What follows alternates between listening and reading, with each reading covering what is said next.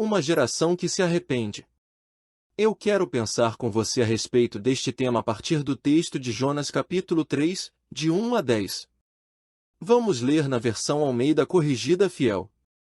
Nos fala assim o texto sagrado. E veio a palavra do Senhor segunda vez a Jonas, dizendo: Levanta-te, e vai à grande cidade de Nínive, e prega contra ela a mensagem que eu te digo. E levantou-se Jonas, e foi a Nínive, segundo a palavra do Senhor. Ora, Nínive era uma cidade muito grande, de 3 dias de caminho. E começou Jonas a entrar pela cidade caminho de um dia, e pregava dizendo: Ainda 40 dias, e Nínive será subvertida. E os homens de Nínive creram em Deus, e proclamaram um jejum, e vestiram-se de saco, desde o maior até ao menor. Esta palavra chegou também ao rei de Nínive, e ele levantou-se do seu trono, e tirou de si as suas vestes, e cobriu-se de saco, e sentou-se sobre a cinza. E fez uma proclamação que se divulgou em Nínive, pelo decreto do rei e dos seus grandes, dizendo: Nem homens, nem animais, nem bois, nem ovelhas provem coisa alguma, nem se lhes dê alimentos, nem bebam água, mas os homens e os animais sejam cobertos de sacos, e clamem fortemente a Deus, e convertam-se, cada um do seu mau caminho, e da violência que há nas suas mãos. Quem sabe se voltará a Deus, e se arrependerá, e se apartará do furor da sua ira, de sorte que não pereçamos. E Deus viu as obras deles, como se converteram do seu mau caminho, e Deus se arrependeu do mal que tinha anunciado lhes faria, e não o fez. Oremos, Senhor, aplique esta palavra aos nossos corações. E que possamos entender que quando nós nos voltamos para o Senhor com nossos corações arrependidos, encontramos perdão dos nossos pecados. Que assim como em Nínive houve mudança, mediante a tua palavra pregada, que nossos ouvidos espirituais estejam sensíveis à tua palavra pregada também. E que da mesma forma haja arrependimento em nossos corações. Oramos assim, em nome de Jesus. Amém. O texto que lemos nos diz que a palavra do Senhor veio pela segunda vez a Jonas, apesar de ele ter fugido de sua presença para não cumprir a sua ordem. O Senhor mais uma vez se volta para ele e o reenvia à cidade de Nínive, pois a rebeldia de Jonas não pôde frustrar os planos do Senhor. Muitas pessoas não entendem que Deus irá cumprir os seus projetos, quer as pessoas queiram ou não, pois quem determina todas as coisas é o Senhor. Muitos pensam que podem resistir à sua ordem. O teísmo aberto prega um Deus impotente e sujeito à vontade humana. No entanto, o Deus que se revela na Bíblia é totalmente diferente do Deus desses teólogos. Aliás, uma coisa que gostaria de destacar é que o amor de Deus e o seu chamado se manifestou a Jonas através da eleição. Isso porque o Senhor o elege para uma missão a qual ele não se candidatara. No entender de Jonas, aquela não era uma questão de opção, mas de uma ordem direta de Deus. Creio que Jonas entendeu isso, pois desta vez ele não tenta fugir, mas obedece. A experiência que ele passou dentro do grande peixe fez com que ele reconhecesse que de Deus não se foge, e se tentarmos, as consequências não são as mais agradáveis. Foi necessário Jonas ir para o fundo do abismo, para de lá arrepender-se e buscar ao Senhor. Jonas é um exemplo de que por mais fundo que seja o poço existencial que uma pessoa possa ter caído, por estar longe de Deus, o Senhor é poderoso para resgatá-lo de lá.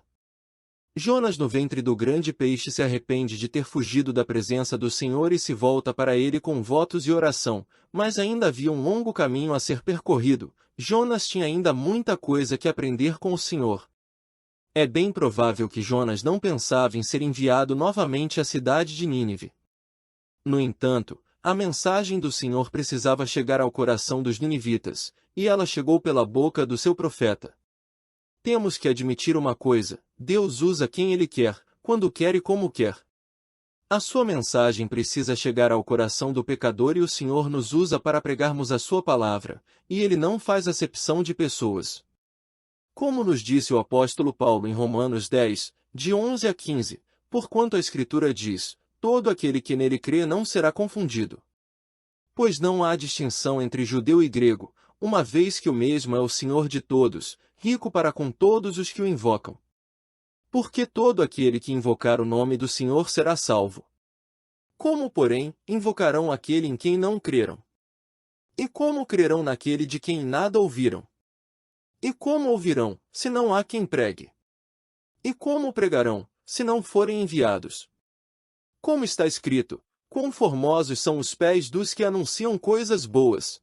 A graça de Deus é maior que o pecado do homem, pois lemos nas Escrituras que onde abundou o pecado, superabundou a graça, como lemos em Romanos 5, versículo 20. O pecado dos ninivitas subiu ao céu, mas Deus desceu à terra enviando seu profeta para chamá-los ao arrependimento. A ira de Deus era grande contra o pecado dos ninivitas, mas maior que a sua ira era a sua graça para salvá-los.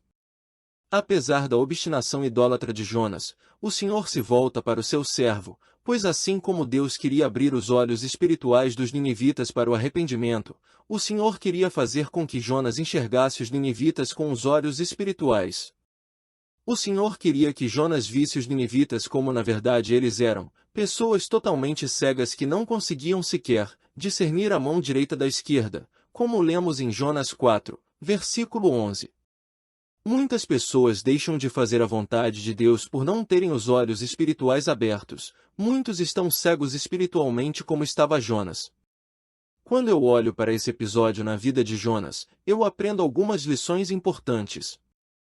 A primeira lição que aprendo é que Deus é o Deus da segunda chance, como lemos em Jonas 3, versículo 1 e 2, que nos diz assim: E veio a palavra do Senhor segunda vez a Jonas dizendo: Levanta-te, e vai à grande cidade de Nínive, e prega contra ela a mensagem que eu te digo. O Senhor dá a Jonas uma segunda oportunidade para que ele vá a Nínive. Assim como o Senhor agiu com Jonas, da mesma forma ele age com cada um de nós também.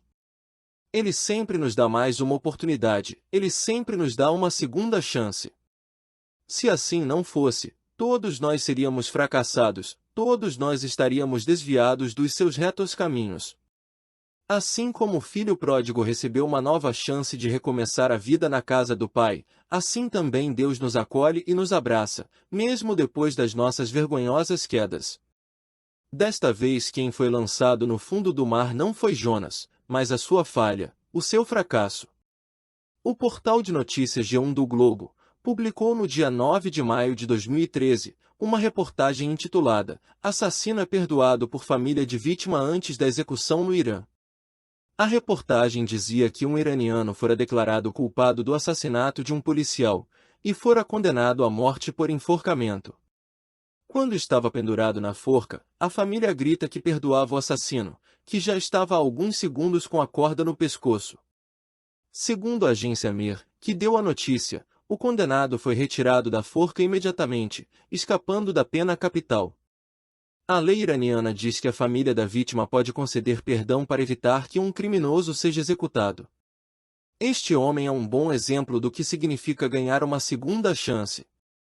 A segunda lição que aprendo é que não pregamos o que queremos, mas o que o Senhor quer. Como lemos em Jonas 3, versículo 2, Levanta-te, e vai à grande cidade de Nínive, e prega contra ela a mensagem que eu te digo. Nós não somos donos da mensagem, ela provém de Deus para o coração do homem. A mensagem que Jonas pregou na cidade de Nínive não foi uma iniciativa dele, mas de Deus. O profeta Jonas não era a fonte da mensagem nem muito menos o dono dela. Por isso que o pregador precisa pedir a Deus a mensagem, para não cometer o erro de pregar o que se passa em seu coração e não o que Deus deseja que ele pregue. O que temos visto em muitos púlpitos são palavras de homens e não a exposição límpida da palavra de Deus. Muitos falsos profetas têm se levantado em nosso meio. Líderes que pregam o que as pessoas querem ouvir, e não o que Deus está querendo falar. Líderes envolvidos ministerialmente com os homens, e não com Deus. O mesmo alerta que o Senhor deu aos judeus que estavam cativos na Babilônia, serve para todos nós hoje ainda, porque assim diz o Senhor dos Exércitos, o Deus de Israel: não vos enganem os vossos profetas que estão no meio de vós, nem os vossos adivinhos, nem deis ouvidos aos vossos sonhadores, que sempre sonham segundo o vosso desejo, porque falsamente vos profetizam eles em meu nome. Eu não os enviei, diz o Senhor. Jeremias 29, 8 e 9. Quem tem compromisso com a palavra de Deus prega o que Deus manda e não o que as pessoas querem ouvir. Pregamos ajuda do alto e não autoajuda. O apóstolo Paulo, em sua primeira carta aos Coríntios 4, 1 e 2, nos diz que o pregador é um dispenseiro. O texto nos diz, assim, pois, importa que os homens nos considerem como ministros de Cristo e dispenseiros de Deus. Ora, além disso, o que se requer dos dispenseiros é que cada um deles seja encontrado fiel. O dispenseiro é um mordomo. É aquele que toma conta da casa do seu senhor. Em relação ao dono da casa, o mordomo era um escravo, mas em relação aos serviçais, ele era o superintendente. Sua função era cuidar dos interesses do seu senhor. Ele cuidava da alimentação da casa. Ele prestava contas, não aos outros escravos, mas ao seu senhor. Os ministros de Deus representam aqui o Evangelho, a palavra de Deus. O mordomo era a pessoa que cuidava da despensa, da dieta, da alimentação de toda a família. Não era competência do mordomo prover o alimento para a família. Essa era uma responsabilidade do dono, do senhor da casa. Quem promove o alimento espiritual para a igreja é o Senhor e não o pastor. Não era a função do mordomo buscar nova provisão, ou servir qualquer alimento que não fosse provido pelo seu senhor. A fonte de inspiração é a palavra de Deus, não existe outra fonte. A função do mordomo era servir as mesas com integridade. O pastor, na função de dispenseiro, não cria uma nova doutrina, uma teologia ou uma ideia a fim de aplicá-la e ensiná-la. Não compete ao pastor modificar a palavra de Deus, mas transmiti-la integralmente. Jonas, assim como um bom dispenseiro, transmitiu a palavra de Deus e não as suas palavras. É provável que quando Jonas entrou em Nínive, a sua história de ter sobrevivido por 3 dias e 3 noites dentro do grande peixe, já houvesse chegado à cidade. Sua história pavimentou o caminho de sua entrada nessa importante cidade do mundo. O juízo de Deus sobre Jonas deve ter despertado a consciência dos ninivitas a respeito da possibilidade e iminência do juízo de Deus sobre eles. Deus usou a história de Jonas para despertar e preparar o coração dos ninivitas para receber a sua palavra. A terceira lição que aprendo é que Deus amava os ninivitas, embora eles não soubessem disso e nem o merecessem. Em Jonas 3, versículo 3 nos diz assim: E levantou-se Jonas, e foi a Nínive, segundo a palavra do Senhor. Ora, Nínive era uma cidade muito grande, de 3 dias de caminho. Em Ezequiel 33, versículo 11 nos diz: Tão certo como eu vivo, diz o Senhor Deus, não tenho prazer na morte do perverso, mas em que o perverso se converta do seu caminho e viva. Convertei-vos dos vossos maus caminhos, pois por que haveis de morrer, ó casa de Israel? Da mesma maneira, como o Senhor queria que Israel se reconciliasse com ele, este mesmo desejo o Senhor tinha para com os ninivitas. Isso só acontece porque o amor de Deus é incondicional. A causa do amor de Deus não está em nós, mas nele mesmo. Não há nada que possamos fazer para Deus nos amar mais, nem nada que possamos fazer para Deus nos amar menos. A cidade de Nínive era muito importante diante de Deus.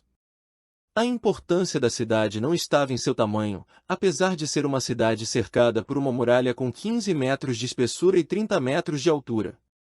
Ela tinha cerca de 100 quilômetros quadrados.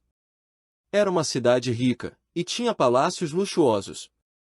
E quando se diz que ela tinha 120.000 pessoas que não faziam distinção entre a mão esquerda e da direita, foi uma menção às crianças, e não à totalidade da sua população. Sendo assim, a população de Nínive era estimada em mais de 600.000 pessoas. Além do mais, havia outras cidades satélites que compunham a região metropolitana da cidade. Nem era importante por causa de sua história. Nínive havia sido fundada por Nimrod, bisneto de Noé, como lemos em Gênesis 10, de 8 a 10. Suas raízes estavam fundadas no solo de uma família importante e muito remota. Mas essa não era a importância de Nínive diante de Deus. A cidade de Nínive era importante diante de Deus, porque esta cidade estava cega por causa do pecado. O profeta Naum, assim descreveu a cidade de Nínive: Ai da cidade sanguinária, toda cheia de mentiras e de roubo e que não solta sua presa. Naum 3, versículo 1. Os assírios eram conhecidos por todos os vizinhos por sua violência e crueldade com os inimigos. Espetavam as suas vítimas com estacas pontiagudas, deixando-as assar até a morte no calor do deserto. Decapitavam pessoas aos milhares e empilhavam seus crânios perto das portas da cidade, e até esfolavam pessoas vivas. Não respeitavam sexo nem idade, e seguiam a política de matar bebês e crianças para não ter de cuidar deles. Como nos fala Naum 3, versículo 10. Certamente, muitos israelitas haviam sofrido essas torturas, por isso Jonas odiava essa cidade. Jonas queria mais que essa cidade fosse destruída, assim como foi destruída Sodoma e Gomorra. Mas isso não estava nos planos de Deus. O Senhor tinha algo muito maior a realizar ali. E Jonas sabia disso. Como Deus poderia amar uma cidade assim? Como Deus pode se importar com uma cidade dessas? Foi por isso que Jonas fugiu. Não era à toa que ele queria que essa cidade desaparecesse do mapa. Como pode Deus amar pessoas tão cruéis? Mas leia João 3, 16 e 17 e você entenderá que o amor de Deus é maior que os nossos pecados. Não só os ninivitas, mas todos nós merecíamos a morte eterna, mas o Senhor enviou seu Filho para morrer por nós, apesar de sermos seus inimigos. Mas quantos de nós, assim como Jonas, colocamos os nossos problemas pessoais acima do amor de Deus? Como disse alguém, Deus bom é aquele que odeia quem nós odiamos. No entanto, Deus não é um gênio da lâmpada que está à nossa disposição para realizar os nossos caprichos. Muito pelo contrário, Ele quer nos ensinar que a vontade dele é que sempre prevalece, e que nós devemos aprender a amar como Ele nos ama. Veja o que o Senhor Jesus nos ensinou no Sermão do Monte. Ouviste o que foi dito aos antigos, amarás o teu próximo e odiarás o teu inimigo. Eu, porém, vos digo, amai os vossos inimigos e orai pelos que vos perseguem, para que vos torneis filhos do vosso Pai Celeste, porque Ele faz nascer o seu sol sobre maus e bons e vir chuvas sobre justos e injustos. Porque se amardes os que vos amam, que recompensa tendes? Não fazem os gentios também o mesmo? Portanto, sede vós perfeitos como é o vosso Pai Celeste. Mateus 5, 43 a 48. Isso não é fácil, mas precisamos aprender e pôr em prática em nossas vidas. Caso não façamos isso, o evangelho que praticamos precisa ser revisto. Quarta lição que aprendo é que podemos pregar a palavra de Deus sem amor. Em Jonas 3, versículo 4 lemos, e começou Jonas a entrar pela cidade caminho de um dia, e pregava dizendo, ainda 40 dias, e Nínive será subvertida. Jonas não prega uma palavra de arrependimento, mas uma palavra de condenação sem nenhum amor, ainda 40 dias, e Nínive será subvertida. Jonas sentiu certo prazer mórbido de pregar uma mensagem de condenação em Nínive. Ele ainda não havia se dado conta de que só estava ali por causa da graça de Deus, caso contrário, teria morrido no mar ou dentro do grande peixe. A graça que recebemos é a graça que devemos dar, mas Jonas não havia aprendido isso ainda.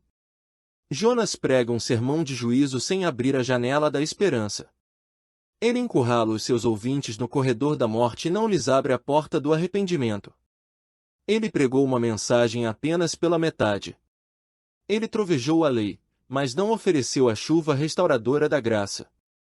Ele falou da ira de Deus, mas não da sua misericórdia. Mas essa mesma falta de misericórdia que dominava o coração de Jonas, tem dominado o coração de muitas pessoas ainda hoje, em muitas igrejas. Muitos se alegram mais com a desgraça do inimigo do que vê-lo se arrependendo e se reconciliando com Deus.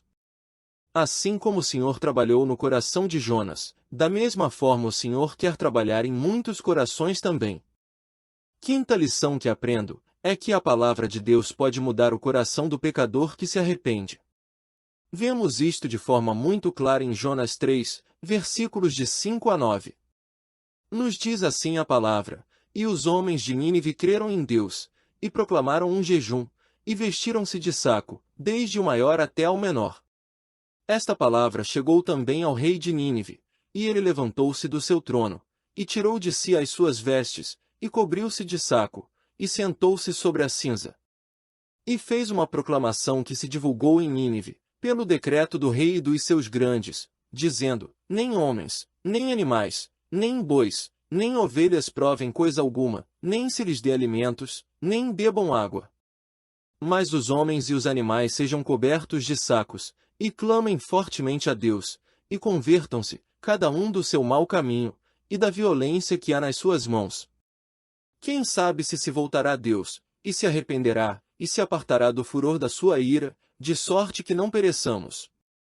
O tiro que Jonas deu saiu pela culatra, pois ele prega uma mensagem de condenação e os ninivitas se arrependem profundamente.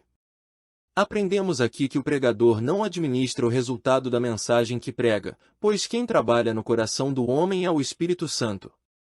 Por isso que Jesus nos disse que quando o Espírito Santo viesse convenceria o mundo do pecado, da justiça e do juízo, como lemos em João 16, 8. É o Espírito Santo que transforma o coração do homem. O homem pode convencer, mas não converter uma pessoa a Deus. Só Deus pode fazer isso. O sermão de Jonas, apesar de estar totalmente desprovido de graça, produziu o maior resultado de que se tem história. A cidade inteira se converteu, embora não tenha sido esse o desejo de Jonas. Esse grande avivamento durou cerca de 150 anos, pois quando lemos o livro do profeta Naum, encontramos mais uma vez a cidade de Nínive sendo condenada e desta vez ela foi destruída pelos babilônicos. Por isso que o Senhor Jesus nos falou que os ninivitas iriam se levantar com essa geração, pois haviam se arrependido com a pregação de Jonas, como lemos em Mateus 12, 41. O que aconteceu em Nínive fez o dia de Pentecostes parecer pequeno, só com uma pequena diferença: o avivamento dos ninivitas durou cerca de 150 anos, o Pentecostes dura até hoje e só irá terminar na volta de Cristo. Quais são os sinais da conversão dos ninivitas? Em primeiro lugar, houve um arrependimento sincero. Eles se humilharam diante da potente mão de Deus quando ouviram o que lhes estava proposto por Deus. Os ninivitas externaram sua tristeza e arrependimento pelo pecado através do jejum e da humilhação com panos de saco. No mundo antigo, esse era o meio comum de expressar tristeza, humildade e penitência, as marcas do verdadeiro arrependimento. Esse arrependimento foi unânime, desde o maior até o menor. Observe que o arrependimento começou com o povo e não com os governantes.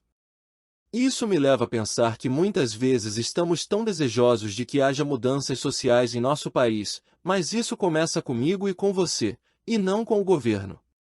Em Nínive, quando o rei soube do que estava acontecendo, foi então que se colocou o povo em jejum e oração. A mudança social, que tanto desejamos, começa com a igreja e não com o governo. Começa com as pessoas totalmente voltadas para Deus, com um coração contrito e não de forma exterior. Só Deus pode fazer isso, e isso começa com a igreja pregando o verdadeiro evangelho. O evangelho transformador e não um evangelho moldador. Em segundo lugar, houve o abandono das práticas pecaminosas. Não existe conversão genuína sem abandono do pecado. Onde não há evidência de santificação, não há prova de conversão. Em terceiro lugar, houve humildade diante de Deus. Deus não tem obrigação de ser misericordioso. Ele tem o compromisso de ser justo. Se Deus aplicasse sua justiça, os ninivitas estariam perdidos. Mas a prova do amor de Deus está em que o Senhor Jesus morreu por nós sendo nós ainda pecadores. Por isso ele enviou o profeta Jonas a Nínive, não para avisar que a iria destruir, mas para salvá-la. Sexta lição que aprendo é que quando há mudança no coração do homem, Deus volta atrás do que iria fazer. Como lemos em Jonas 3, versículo 10, e Deus viu as obras deles, como se converteram do seu mau caminho, e Deus se arrependeu do mal que tinha anunciado lhes faria, e não o fez. Deus viu a malícia do povo. Deus viu a grandeza da cidade. Mas viu principalmente o arrependimento e a fé dos ninivitas. O mesmo Deus que vê o pecado, também vê o arrependimento. Como nos diz o Salmo 51, 17, coração compungido e contrito, não desprezarás, ó Deus. Ou seja, arrependido e entristecido por causa do pecado. Uma pessoa assim o Senhor não rejeita. Jonas podia ser uma pessoa insensível, mas Deus não era. Jonas não estava nem um pouco interessado na conversão dos ninivitas, ele queria mais que eles fossem destruídos, mas esse não era o desejo do Senhor. Muito pelo contrário, o Senhor queria que todos chegassem ao arrependimento. E isso aconteceu. Por isso que o Senhor se arrependeu do mal que disse que lhes faria. Entenda uma coisa, o arrependimento de Deus é diferente do arrependimento humano. O arrependimento humano abrange a razão, a emoção e a vontade. O arrependimento é mudança de mente, tristeza pelo pecado e volta para Deus. Deus não se arrepende assim, porque Deus não peca e nem pode pecar. O que temos aqui é uma antropatia, ou seja, a atribuição de sentimento humano a Deus. Moralmente, Deus não tem do que se arrepender. Ele mudou o modo de tratar os ninivitas porque eles mudaram a sua conduta diante dele, ou seja, os ninivitas se converteram. Vemos com isso que o relacionamento de Deus com o homem é bilateral. Quando o homem se arrepende do seu mal, então, Deus suspende o castigo que estava prometido e oferece misericórdia. Os ninivitas tinham duas opções, uma era rejeitar a mensagem de Deus e então serem destruídos. Ou eles poderiam aceitar a mensagem de Deus, voltando-se para ele em arrependimento. Os ninivitas fizeram a segunda opção, se arrependeram e buscaram ao Senhor. Com isso, eles alcançaram a misericórdia e a salvação do Senhor. Portanto, quem mudou? Deus mudou? Não. Os ninivitas mudaram. Deus salvará o pecador sempre que este se volta para ele. A mensagem que Jonas pregou em Nínive foi dura, mas trouxe o resultado esperado por Deus. Isso é mais uma prova de que a verdade liberta, ainda que seja uma palavra de condenação. Os ninivitas se convertem, não porque Jonas os amava, mas pela graça do Senhor. Um coração contrito, realmente o Senhor não rejeita. Esta é uma grande lição para todos nós. Pense nisso. Vamos orar neste momento agradecendo a Deus pela sua infinita misericórdia por nós. Oremos, Pai, nós te louvamos pela salvação que alcançamos mediante o nosso Senhor Jesus Cristo, que pagou um alto preço por nós na cruz. Louvamos a Ti, que enviaste o Espírito Santo para nos convencer do pecado, da justiça e do juízo. Muito obrigado pela salvação que alcançamos. Ajude-nos a sermos fiéis a Ti em todo o tempo. Oramos assim, em nome de Jesus. Amém.